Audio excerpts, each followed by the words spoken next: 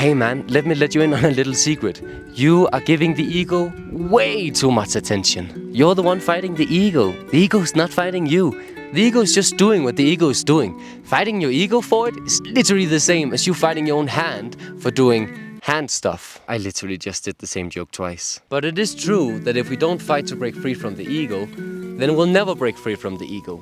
But it's also true that if we keep fighting the ego, then we're gonna keep fighting the ego forever. So then, if we keep giving the ego our attention, then we're gonna keep being stuck in the ego forever. But if we don't give the ego our attention, then we're never gonna break free from it. What to do? If just there was someone who would make a video about it.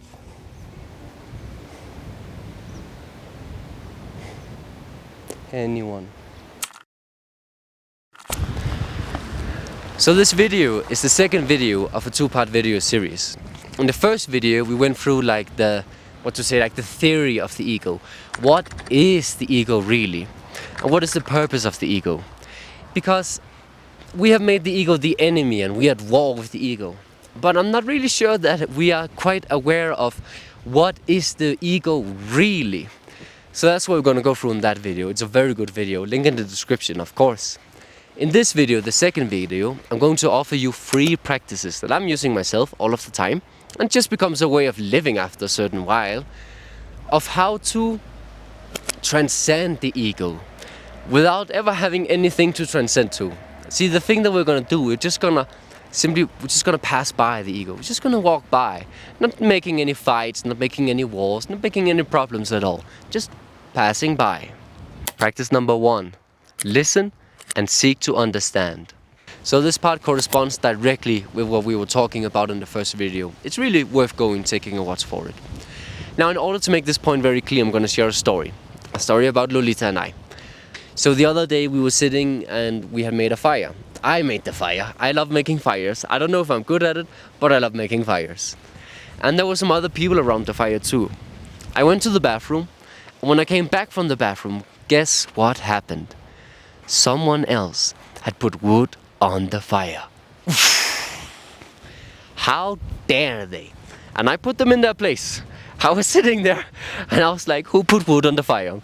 And this sweet boy put up his hand. He was like, I did it. The fire was close to going out. And I was like, listen man, this is my fire. You don't put wood on my fire. I am the fire master. When you make a fire, you can take care of your fire and put wood on the fire. But this is my fire. I'm taking care of the fire. Why are you so arrogant and prideful? And you see, this came from judgment. This was a huge judgment towards me and what had been going on. And we do this to ourselves. That's the point. We do this to ourselves. When the ego is expressing itself or the shadow is expressing itself, we are judging ourselves so hard. Why am I lazy? Why am I so arrogant? Stuff like that. We're judging ourselves so hard. And this is the change of perspective that I'm offering. Instead of judging ourselves, let's listen and seek to understand. So instead of judging myself, I go like this. Wow, wow, that behavior was really full of arrogance and pridefulness. What is going on? What's going on inside of me? What am I feeling inside of me? And you see, now we're not judging it. We're not being like, why am I so much like this? Instead, we are listening to the behavior. Wow, the behavior was full of arrogance and pridefulness. And we're seeking to understand what is really going on inside of me. What am I really feeling right now? And what happens when we do this is that we are getting into the wound. We're getting into the core beliefs. As we talked about in the first video, the ego is a reflection of our core beliefs and our wounds. Now we're getting into this, and then healing can take place. Oh, I feel unworthy. I feel insignificant as a human being. And this arrogance and pridefulness was this maybe silly attempt in order to try and be respected, in order to try and be seen and to be looked up to.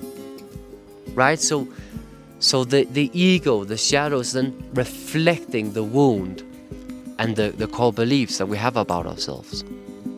When we listen and we seek to understand, we come into the wound, healing can take place. And also a very important point is, when we are judging the ego, who are we really judging? We're judging ourselves. When we are listening, who are we really listening to? We're listening to ourselves.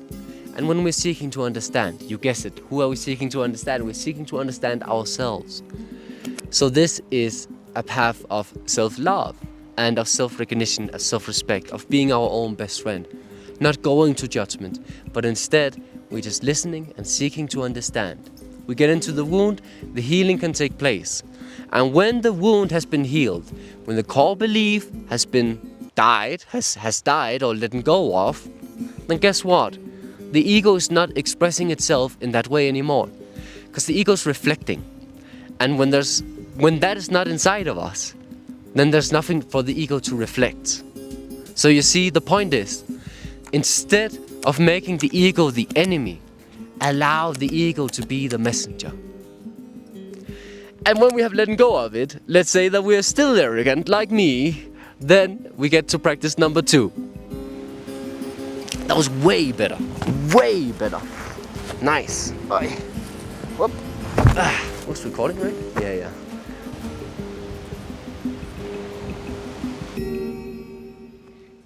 Practice number 2. The Egito. Now, the Egito deserves a little explanation for the name.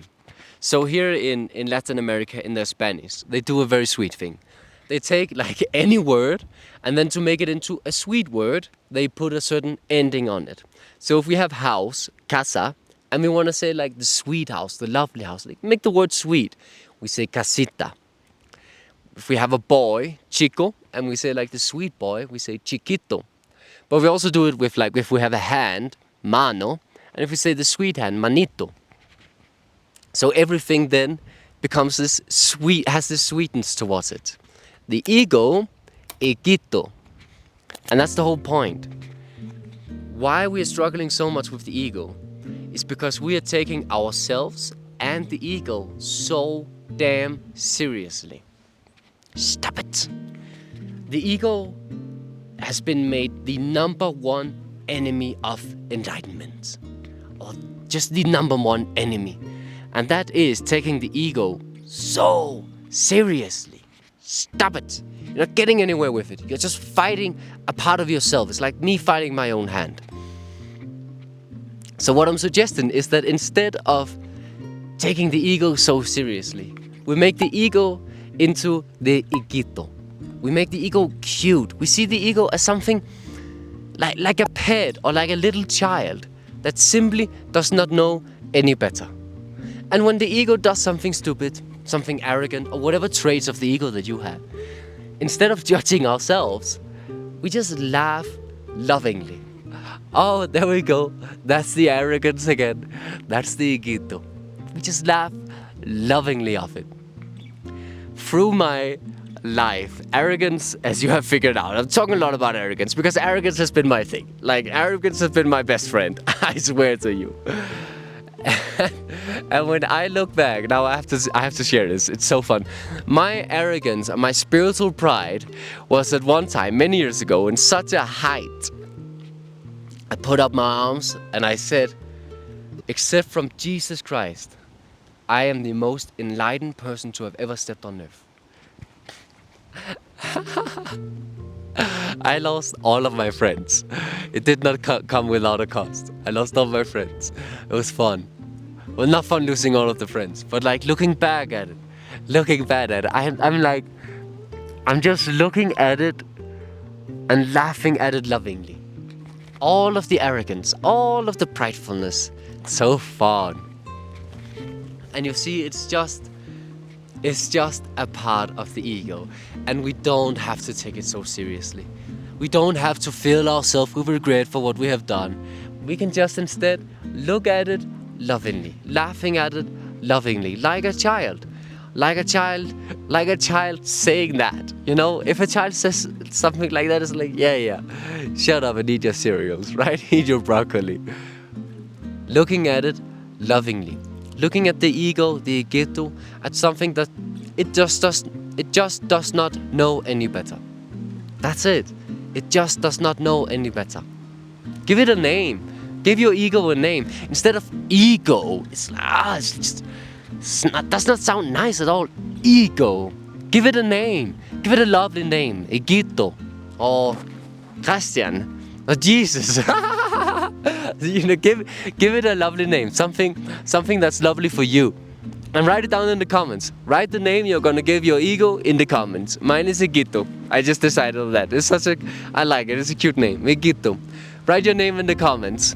And also, if you're finding value out of this video, please leave a like and subscribe. Put on the notification bell, because we are just beginning, my friend. Now, to the very last practice, and maybe the most important one. Practice number 3. Practice number 3, the spiritual perspective. Cultivating the spiritual perspective, I believe, is absolutely going to change your life. It changed mine. What is the spiritual perspective? So when we go through life, we mostly go through life from our own personal perspective. So that means I'm going through life through the eyes of Jonathan, and my perspective, my opinions. What has happened to me, blah, blah, blah. And you're going through yours own personal perspective. Now the spiritual perspective then is like, if you imagine rising up above it and seeing our whole life from a higher context, from a spiritual context. So it's kind of like if we have a movie, well then the personal perspective is the perspective of the lead character who goes and does all of his struggles and all of that.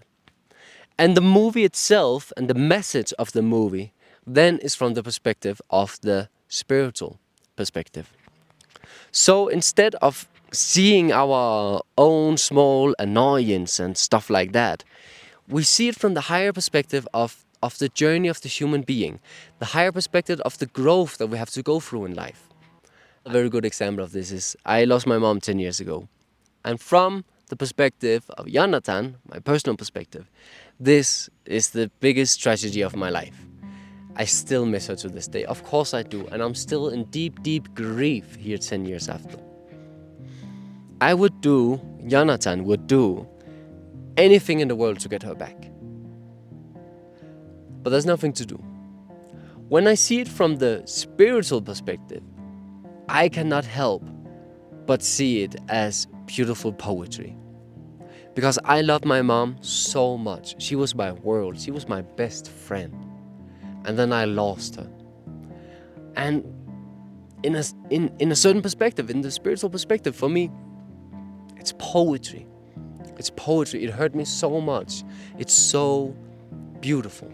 The whole process of it is poetry.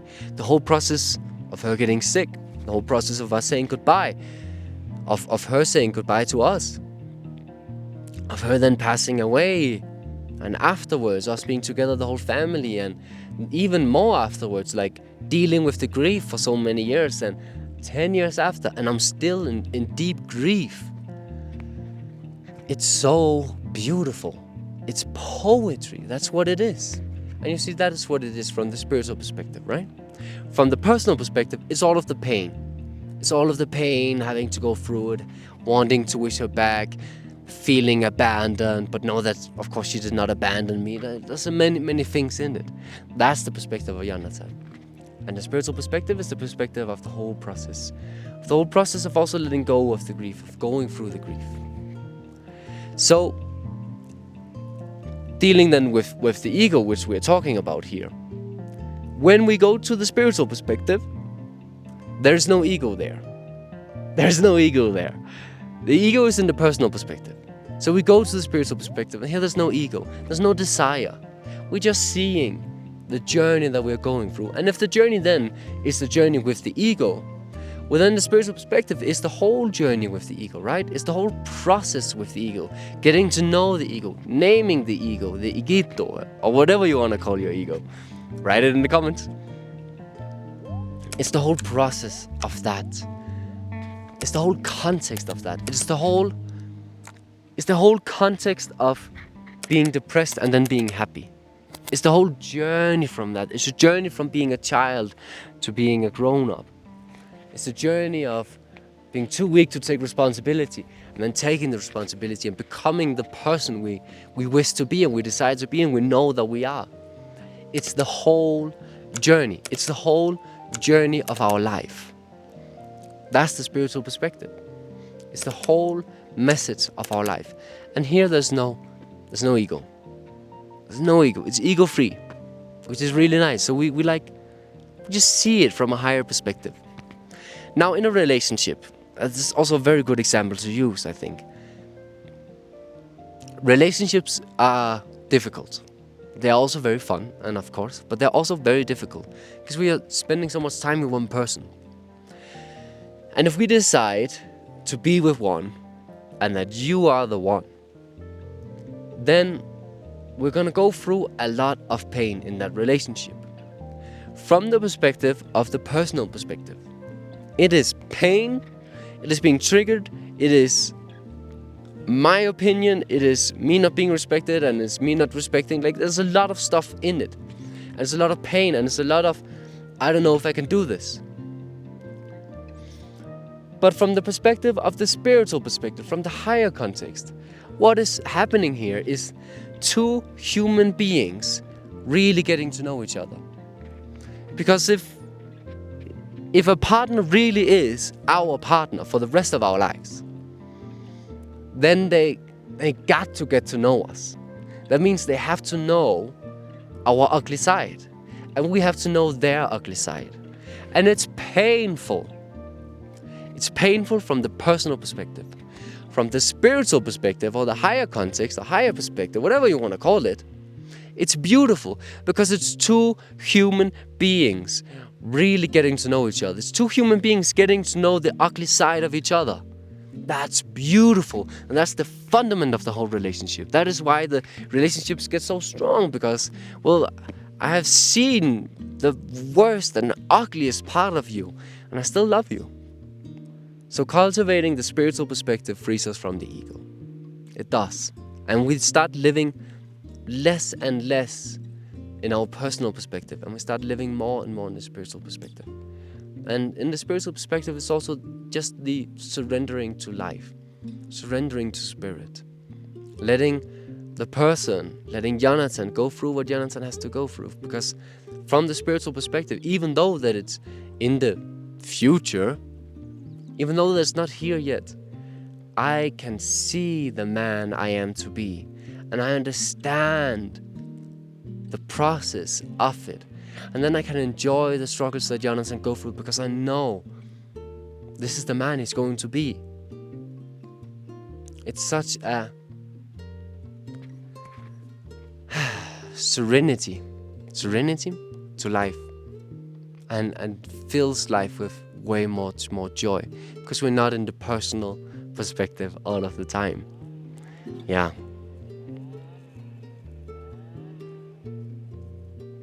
I don't think I have more.